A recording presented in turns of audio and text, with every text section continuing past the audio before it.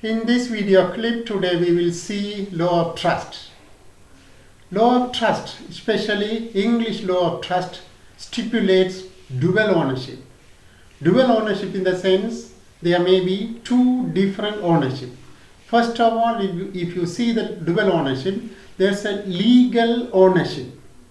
Legal ownership always vested to the trustee. And there's a beneficial ownership. That's an interest, a right to enjoyment in the beneficial interest. That part belongs to the beneficiary. When we see the section 3 of the trust ordinance, it defines what is known as trust. When you see the trust ordinance, an obligation annexed to the ownership of the property and arising out of the confidence reposed in and or declared and accepted by owner of the trust for the benefit of another person.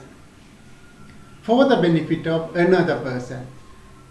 And also we must take into account here or keep it in our mind there, if there's a trust for the benefit of owner of the trust only, that can't be a trust, because always trust is for the benefit of another person. Sometime it is possible concurrently with the owner of the trust.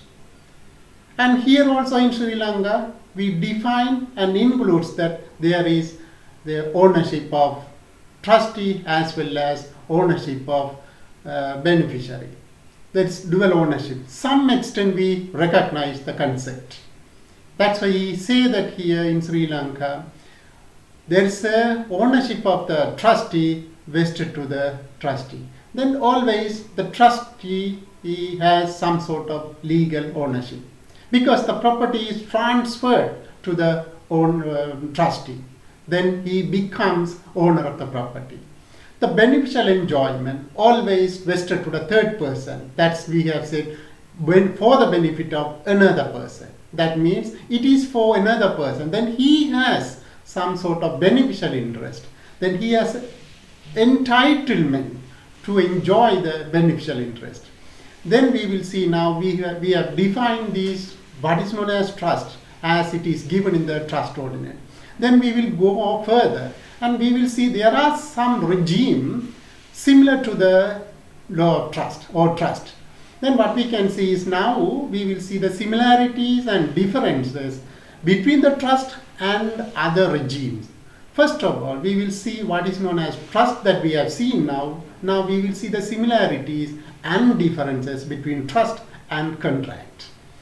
Contract is an agreement between the parties and enforceable by law, and also entails obligations that is promised by another party, or sometimes not to do something, promise to do something or promise not to do something.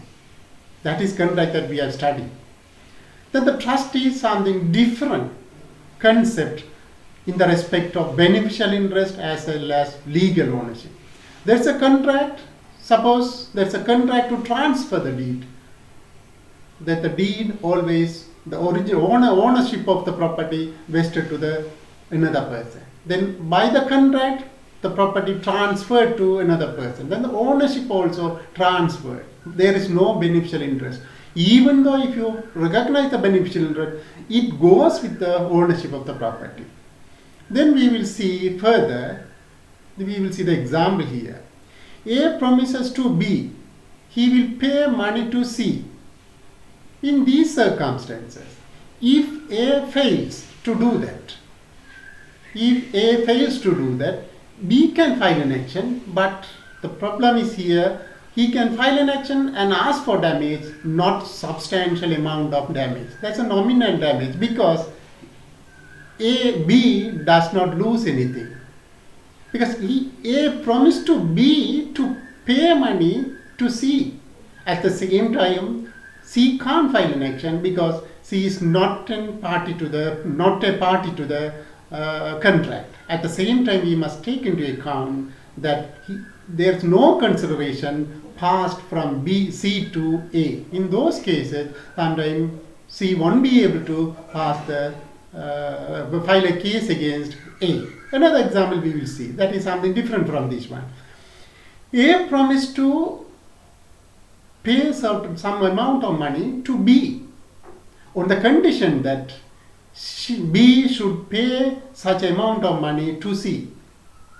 There's very clear idea is here. B has the right to file an action and get a substantial damage, but still here C is not at all here. C can't file an action for implementation of contract because there's a condition is there. But if B and C are jointly did something, they jointly entered into the contract, then C also part and parcel of this contract file an action against A. Then these are the differences. Then we will see further in this one. There is a fiduciary relationship. In the law of trust, there is a fiduciary relationship.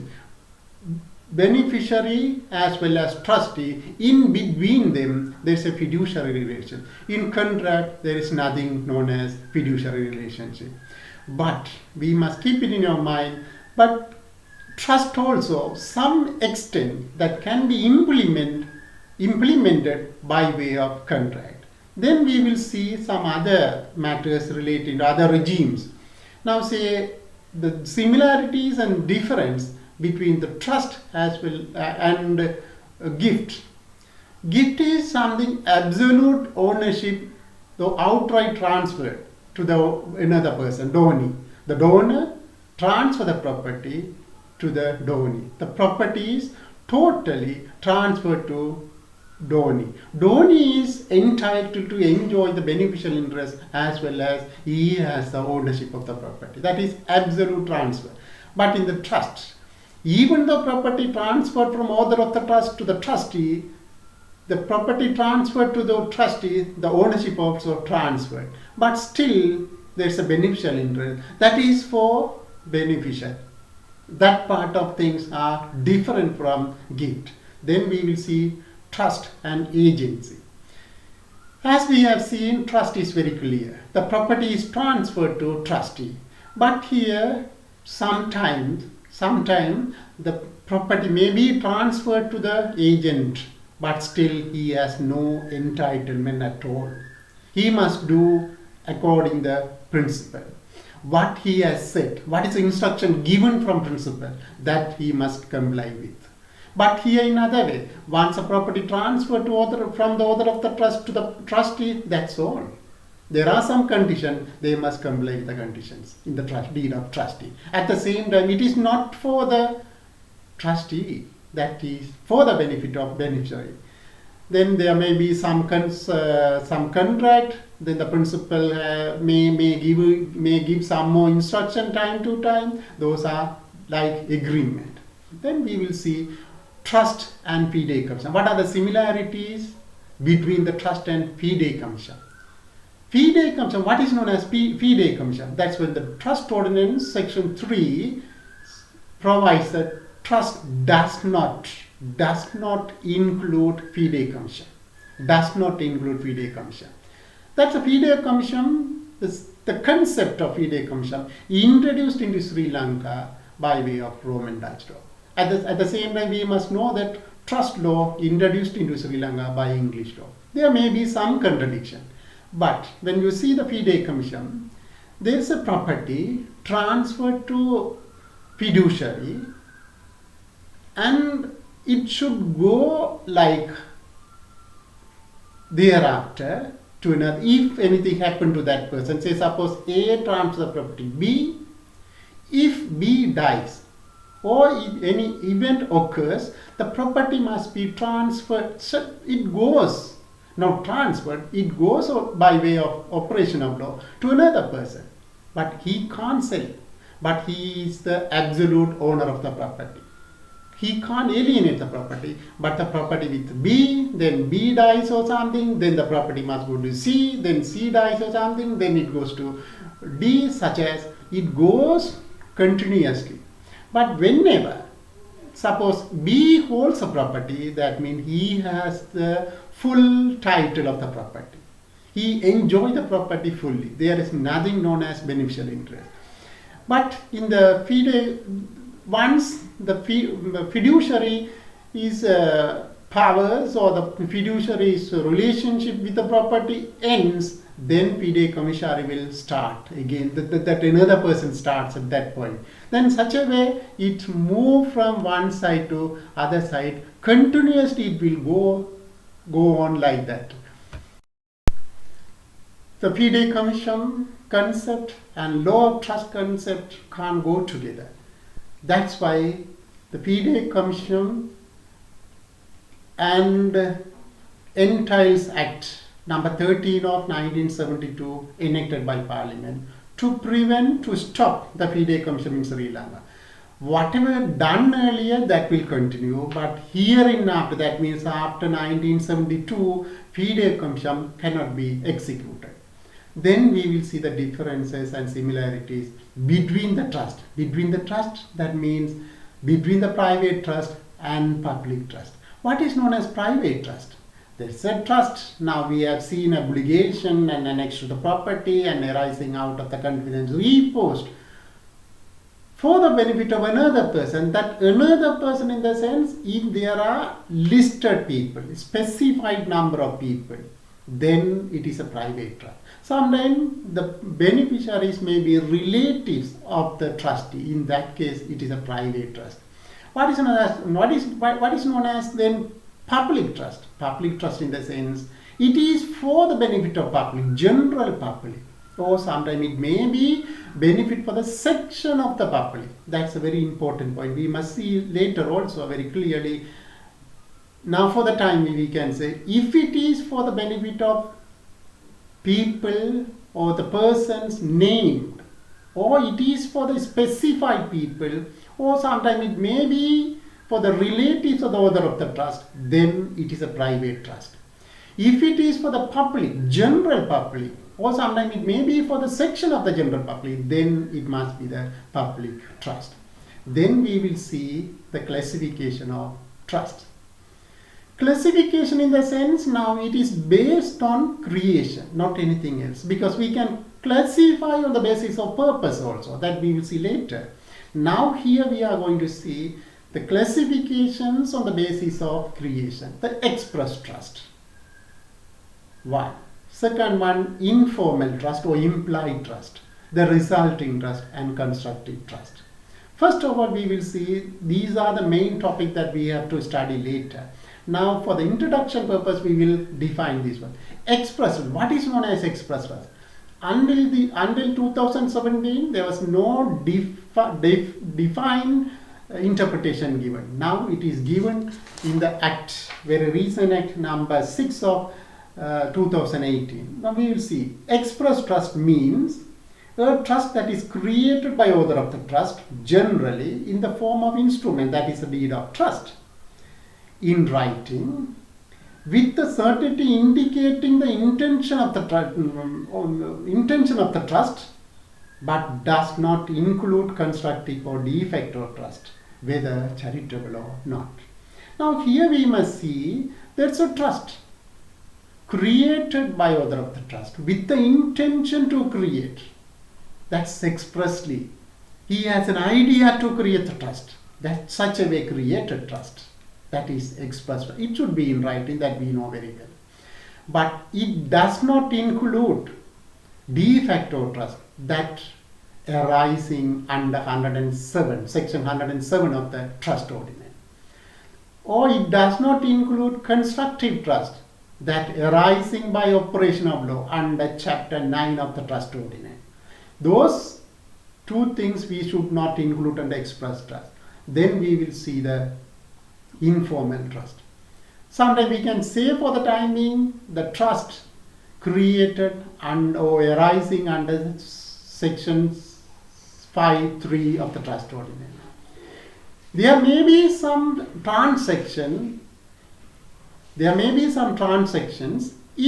Those transactions amount to the creation of trust. But at the time of doing so, involving certain transactions, there was no intention to create the trust, but the amount, it amounts to the trust, that implied trust.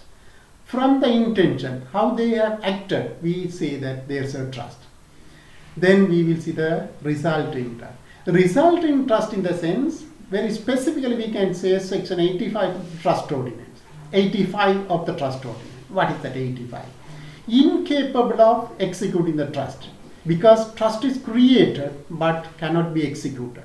Or sometimes it may be the trust is fully executed but there is some sort of balance money. In that case, there are two circumstances. One is incapable. Trust is never executed. The second circumstance that we are seeing here, trust is executed very well, but there's a balance property. In those cases, the trustee must hold such property for the benefit of author of the trust. That it creates a trust. This is not creation, really speaking. This is arising because by operation of law. Then we will see the constructive trust. Constructive trust, section 82 of the trust ordinance, very clearly said that there is an obligation created under certain circumstances by operation of law. It is known as constructive trust. We will see the constructive trust later in detail. These are the classification of trust that we must see now. Now we will see what is known as express trust. We have already defined the express trust. Now how to create a trust? That is the section 5.1 define or to provide how to execute a trust deed. When you see the trust deed, notwithstanding the provisions or subject to the provisions of 107, that is de facto trust. That we will see later. Simply now we can say there is, in the absence of deed of trust, in the absence of formalities that we have now we are going to study in 5.1, in the absence of those things, in the absence of certainty of certain matters specified in section 6, even though court has the power to declare that there's a trust, that should be in relation to the charitable trust, not anything else. If it is a private trust, there can't be de facto trust. Always it should be for the purpose of charity. Then the court will come forward to declare that there's a trust. That is the de facto trust. Now we forget about that part. Now, for the time being, we will go further. No trust is valid until that we see the section 5 now. No trust in relation to the immovable property, that is only in relation to the immovable property, because 5.2 deals with movable property. The movable property is valid unless declared by last will of the author of the trust or the trustee by non-testamentary instrument in writing, signed by author of the trust or trustee and notarially executed. Now this clear idea is it should be executed by the author of the trust in writing, notarially executed. What is notarially executed? It is defined in section 3 paragraph L of the trust ordinance. Notarially executed in the sense it should be in accordance with section 2 of the Prevention of Frauds ordinance.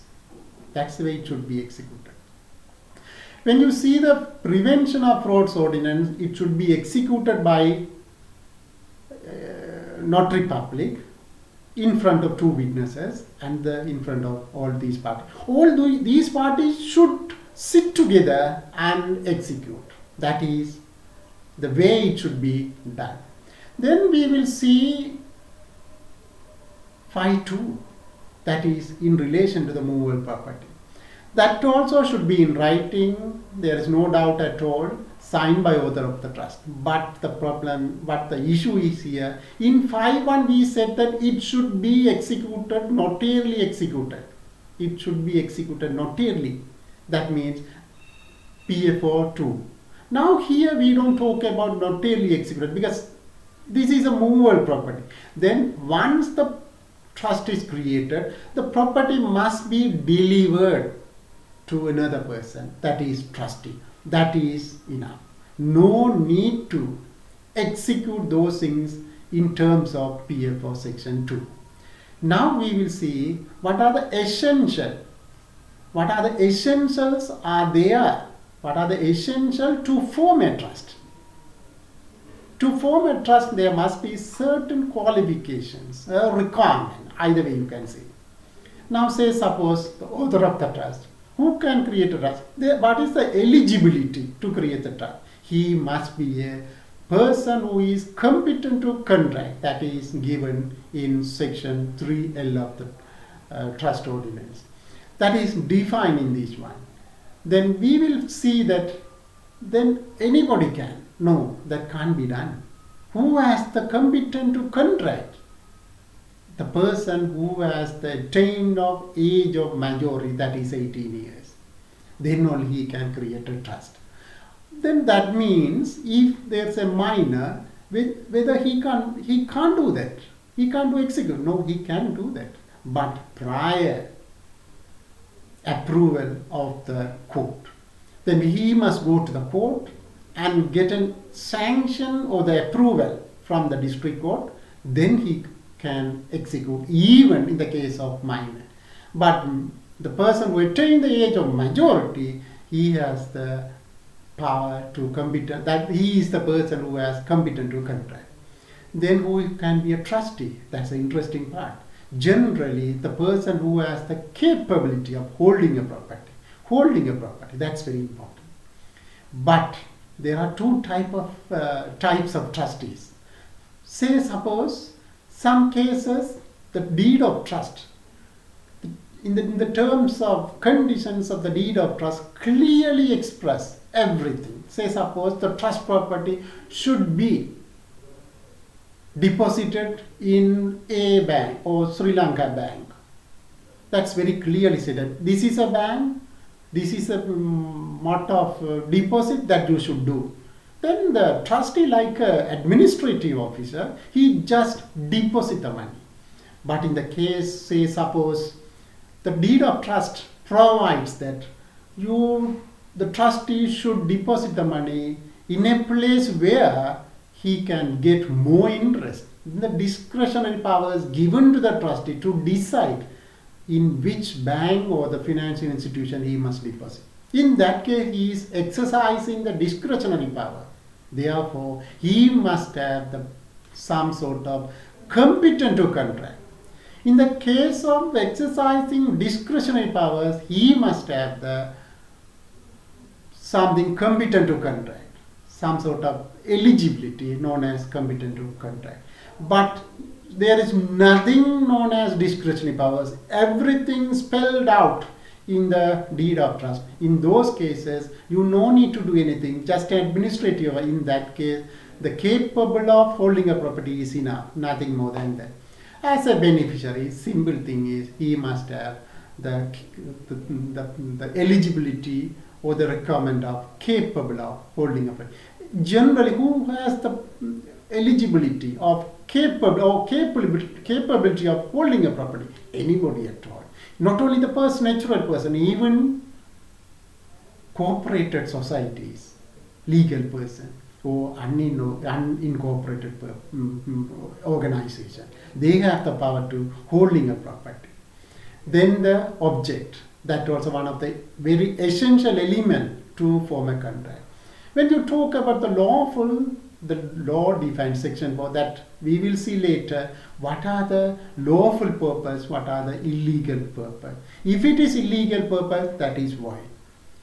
Sometimes it may be the trust is created partly for lawful purpose, partly for unlawful purpose. In that case, if it is separable, then you can separate and give effect to the lawful one.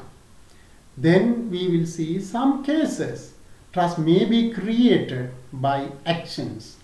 This is a classification that we have seen, that is end of that part. Now we will see there are circumstances where trust may be created by actions. then we must see that is an implied trust that we have seen, section 5.3. 5.3 always, the rules that we will see the section very clear. That's only 2 lines, but it carries lot. That always I would like to say, read the section here. These rules in the sense, the rules provide in 5.1 and 5.2, because this is 5.3. These rules do not apply where they would operate as to effectuate fraud. What is the circumstance? We will take an example and see how it works. Now, when you see that the person transfer the property to another person, the property transferred to another one, then who is the owner of the property? The person transferee is owner of the property. But there may be agreement, mutual agreement. Now the A wanted money, liquid money, then he transferred. The value of the property may be 5 million, but actually he got only 1 million. The agreement, understanding is, once I return the money, you must return the property. Now, B may argue that this is absolute transfer, because on the face of the deed, it is a transfer deed. Then he can argue that it is a absolute or outright transfer. Then, really what is happening, B, and also in addition to that, B may argue that if the intention to create the trust, it should have been done under section 5.1. But author of the trust or the person, the transferor, did not do that because there is no intention to create that. Really what is happening, by using section 5.1, B leads to the fraud. In that case, section 5.3 helps to the A, the transferor, to use section 5.3 and say or argue that this person, the transferee, leads to the fraud. Then we can stop it, and again we can the court will declare that there's a trust. Then finally, incorporation of trust. That's a concept most of us forget about that, but it is important. Because the trust deed is executed finally. Fine, that's good. And that's not that end. Actually, the copy of the deed must be sent to the Ministry of Justice to incorporate the Board of Trustees. Incorporate Board of Trustees, not trust. Once the Board of Trustees incorporated, that is known as legal person. That Board of Trustees can act as a legal person, sign anything as a one person, sign to that one. Otherwise, all the parties must sign because it is not incorporated. Sometimes Board of Trustees consisting of more than 7 people. In that case, all must go and do something. Therefore, if it is incorporated, the incorporated society nominates somebody and work accordingly. That is the end of law of express trust, especially law of trust. Thank you for watching. Thanks.